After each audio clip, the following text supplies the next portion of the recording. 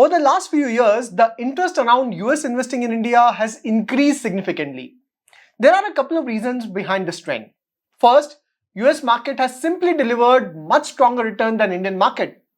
Whether you compare Nasdaq with Nifty over last 1 year, 3-year period or even 5-year period, the difference in return is massive. On top of this, USD has become much stronger than INR. So that makes the overall US market return much more attractive versus India. Then second reason is AI. Today, US is at the center of AI revolution. Companies like Nvidia, Google, Microsoft, Meta, Amazon have become some of the biggest beneficiary of this trend. Nvidia alone has created enormous wealth for investors in a very short period of time. Naturally, many investors feel that if AI is going to reshape the future, the biggest opportunity may lie in the US rather than India. But this brings us to an important question. If everyone is talking about US investing, if money is continuously flowing into US equity, and if optimism is already reflected in stock prices, has the US market become too expensive? Are investors buying the world's best businesses, or are they getting carried away by recent performance and AI-driven optimism? And that's exactly what we'll discuss in this video. We'll look at bull case and bear case for US equity, understand whether current valuation should be a concern for Indian investor, and then discuss the latest route that has become increasingly popular for investing internationally. That is Gift City route. How is investing through Gift City different from the traditional route? Alright, let's get started. Let's first look at the argument in favor of investing in US market. So first argument is the world's best businesses are still American. Whether it's AI, cloud computing, enterprise software, semiconductors, or digital advertising, US continues to dominate industries that have long growth runway. Companies like Nvidia, Microsoft, Alphabet, Amazon, Meta are investing hundreds of billions into AI infrastructure. Even if individual winners changes, the US remain the center of innovation. Many economists still believe that AI-led capital spending would remain a structural growth driver over the next few years. For an Indian investor, buying US is often less about buying America and more about buying global technology leadership. Then second argument in favor of US is better sector diversification. While Indian market has excellent banks, financials, industrial and consumer companies, but India has very few globally dominated companies in the world of AI infra, cloud software, semiconductor, large internet platform, biotech and so on. US exposure complement an Indian portfolio rather than replacing it. And third argument is currency diversification. Historically, rupee has depreciated gradually against US dollar over a long period. Even if US equity and Indian equity generate similar return in local currency, an appreciating dollar can add to return for Indian investor over time. Of course, currency moves are unpredictable over short period, but over decade, they have generally worked in favor of Indian investors. Now, the biggest argument against investing in US at the moment is expensive valuation. Due to the AI boom, today investors are paying a significant premium because they expect companies like Nvidia, Microsoft, Amazon, Meta, Alphabet to continue delivering strong earning growth for many years. This is visible across several valuation metrics. The Sheller cap ratio is well above its long-term historical average. Buffet indicator remains elevated, and today Magnificent 7 companies command more than 30% weightage in S&P 500, making it highly concentrated towards a handful of companies. Today, US hyperscalers are investing trillions of dollars. In 2026 alone, the top 5 hyperscalers of US are investing nearly $700 billion in capex. While everyone agrees that AI is a transformative technology, the big concern is the AI-related capex may be way ahead of returns. What if AI demand may not grow fast enough to justify this level of investment? What if enterprises may adopt AI more slowly than expected? That's where the big question for Indian investor is.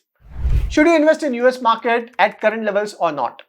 So in my opinion, valuations in US are certainly elevated and AI expectations are high. So first of all, don't simply run behind US market because it has outperformed Indian market in the past. However, the reason for investment in US market is to get geographical exposure and opportunity to invest in world's innovative company.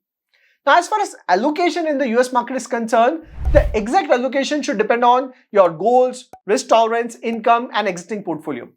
But if I have to make a framework around allocation, it would be like 0 to 10% exposure if you're looking for conservative international exposure.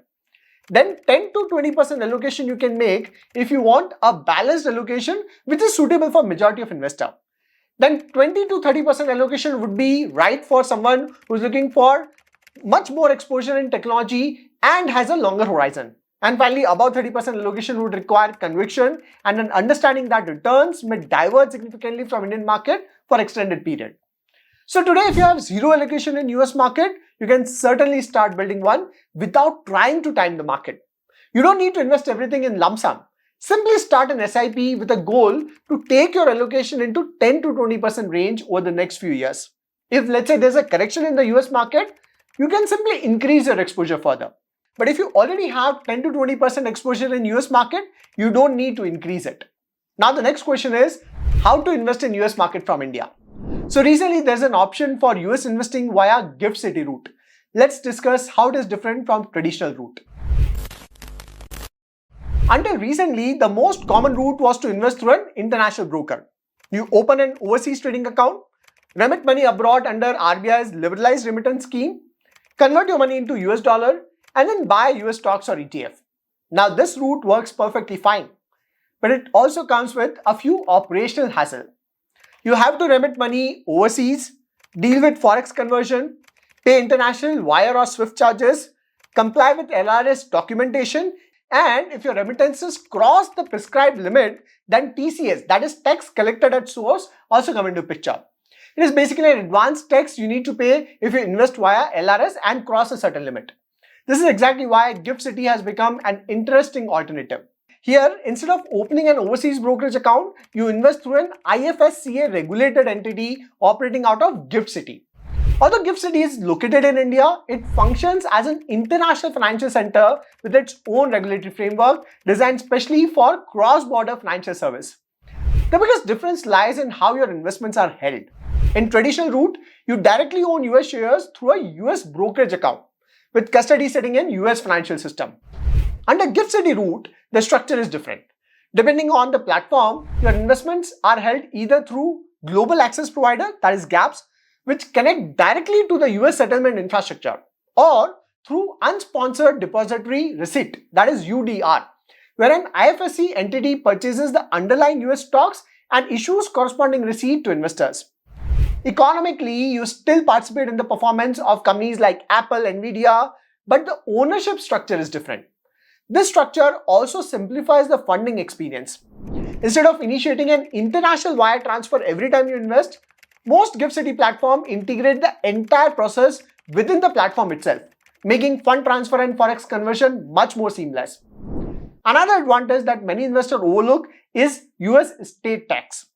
If you directly own US listed security through US brokerage account, and let's say the value of those holding exceed $60,000, your estate may become subject to US estate tax with rates going as high as 40%.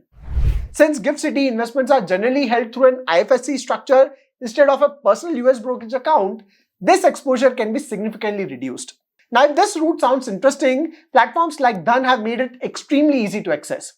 Dhan offers US investing through its Raise IFSC entity, allowing investors to access the GIFT City route through a completely integrated platform.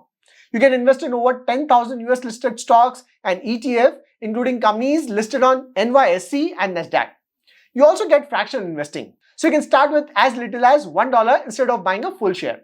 Now, if you're a long-term investor, then also let you set up daily, weekly and monthly SIPs in US stocks and ETF, making it easy to build global exposure gradually instead of trying to time the market.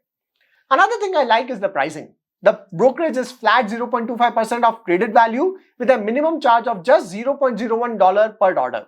Withdrawals are free, and for smaller funds transfer below $100, the pay-in charge is $1, making the prices simple and transparent. On top of that, features like company insight, watch list, news, AMOs, and super order make the overall experience feel very similar to investing in Indian equity. So if you have been thinking about diversifying globally, GIFT City has made the process much more seamless than before. And platforms like Dhan combine that regulatory framework with an easy-to-use investing experience, making US investing far more accessible for Indian investors. So coming back to the original question, is this the right time to invest in US market? I don't think the answer is simple yes or no. Yes, US valuations are elevated, AI optimism is high, and a lot of future growth is already reflected in stock price. At the same time, it's very difficult to ignore the quality of business that the US market offers. If you want exposure in AI, cloud computing, semiconductor, or some of the world's most innovative company, there simply aren't many alternatives. That's why I don't think you should view this as an India versus US debate. The objective is not to replace Indian equity with US equity. The objective is to build a global diversified portfolio. If you are just starting out, begin with a small allocation and increase this gradually through SIP rather than trying to perfectly time the market.